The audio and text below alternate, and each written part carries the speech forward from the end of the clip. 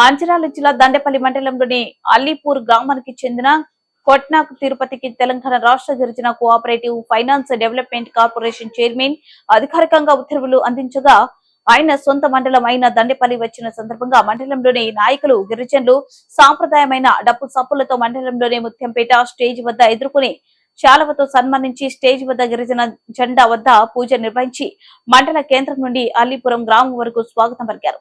Chairman గా మంచిర్యాల జిల్లాకు అంతులు దండేపల్లి మండలమైన అల్లీపూర్ గ్రామస్తులకు రావడం మండలంలోని నాయకులు గిరిజనులు సంతోషం వ్యక్తం చేశారు.